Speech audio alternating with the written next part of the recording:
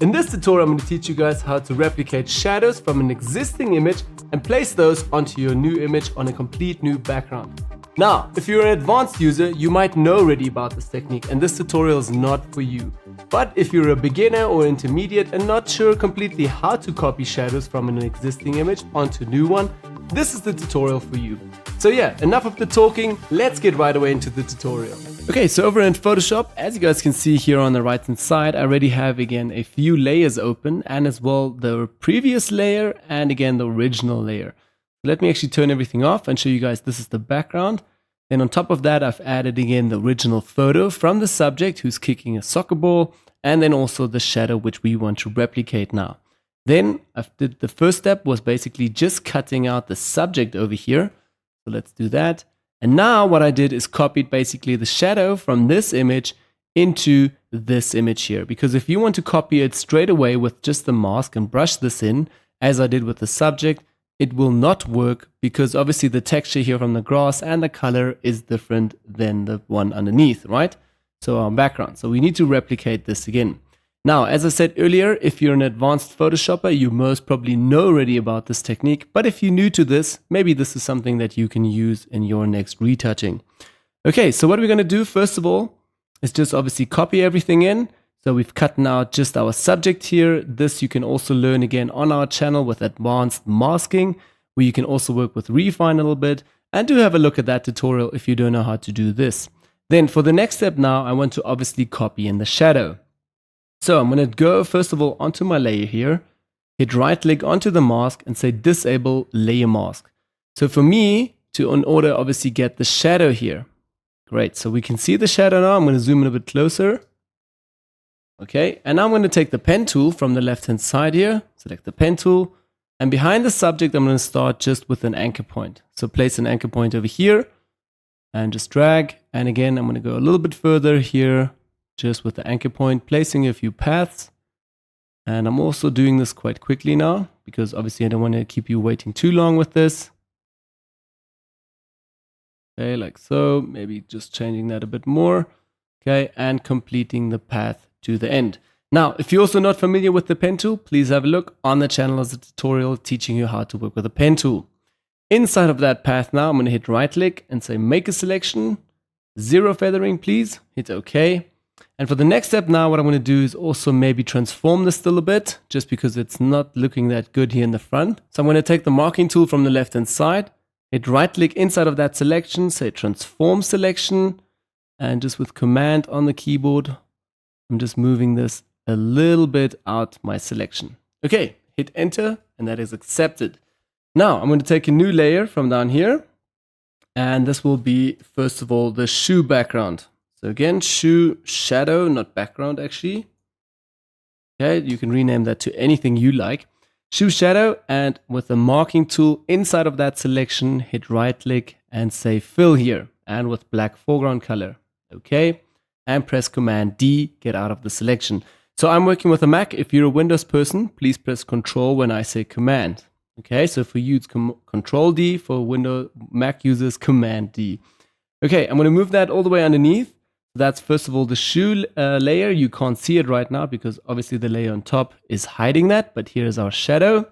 And now what I'll do is just go back in, take the pen tool once again, and start again behind the subject, placing an anchor point and going all the way through here, just with the pen tool along the shadow from the original image. And again, go all the way along these lines. And again, remember, if you don't know how to work with the pen tool, have a look on the channel. Is a great tutorial teaching you how to get into the Photoshop pen tool and how to use it. Okay, I'm also going to quickly just go along these lines and do this a bit quicker because I don't want you to wait so long for this. But when you do these process, please take a bit more time and just do it a bit more carefully. Okay, and we're going to go all the way around. I'm also going to use some curves sometimes, then a bit of a straight line. Kind of it's actually trying to replicate that shadow area. And we're going to go a bit further. And you guys can see I'm rushing quite through this. Take a bit more time when you do this. Okay, and a bit more, and we're going to go all the way around.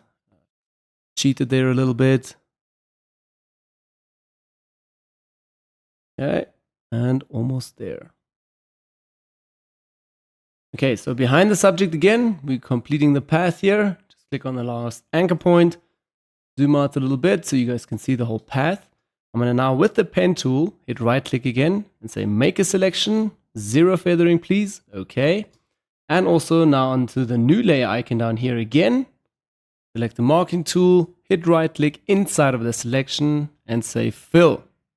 Fill this with black foreground color, okay, and press Command D, get out of the selection. Now we've created both shadows. If I'm gonna go and disable the layer again, you guys can see here is the shadow. So obviously the shadow is quite too hard. So first of all, what I'll do is just again go and zoom in a bit closer. And then I'm going to go and work with the shoe shadow, or actually the layer 1, which is again here the person shadow. Let's quickly rename that.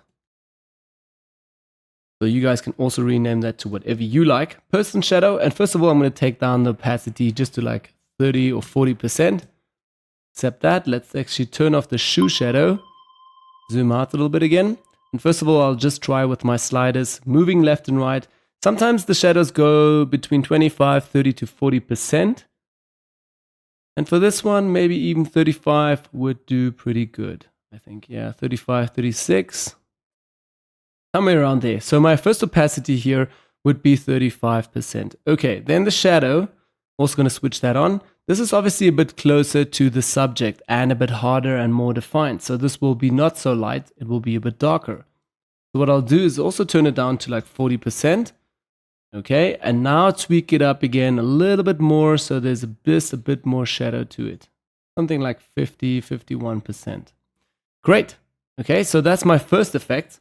Now what I will do is obviously go back into the shadow and just break these hard edges here. Now, there are also a few techniques. Either you can go to Filter, Blur, Gaussian Blur, and work with Gaussian Blur. I don't like it so much because it just spreads too much. Okay, you can do it a little bit, yes, or you can do it even further, like it's just soft shadow, and you can play with that a little bit. Or you can also create a mask on this, and then also brush again with the mask so it feathers out. Or you can use gradients to also let that whole shadow be very lightly inside. Let me also switch back here just to white and black with the gradient and show you guys what I mean with this. If you place a gradient onto your mask, but you need to have the mask selected.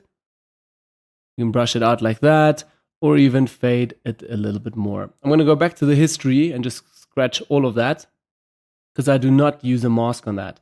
What I use is just the blur tool for that. So basically go over here to blur tool, switch it all the way back to 100% opacity for the strength.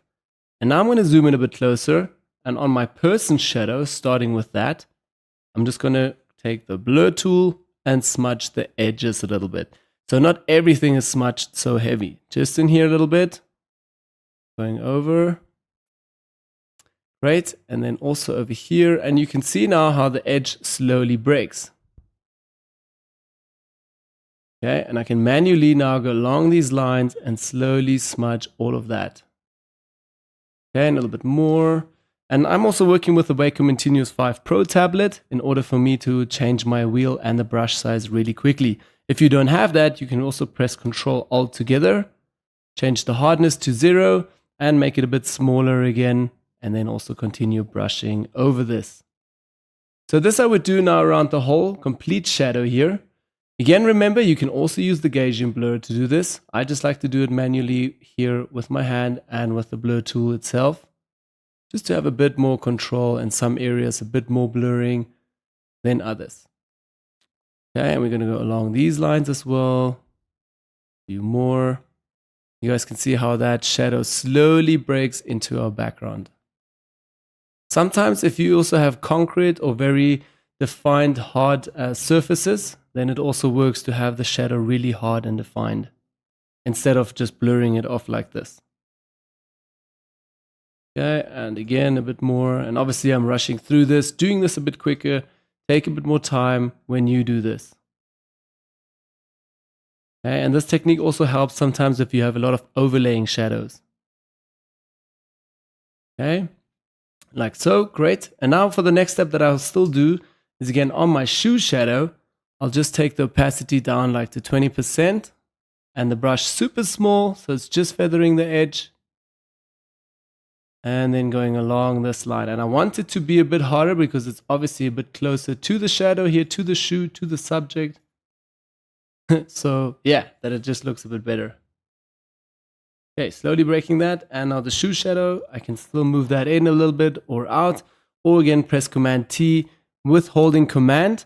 I can also rotate that shadow a little bit out again if I want to stretch or do something with it. Great, I'm going to hit Enter. Zoom out. And now you guys can see right away the whole effect of this.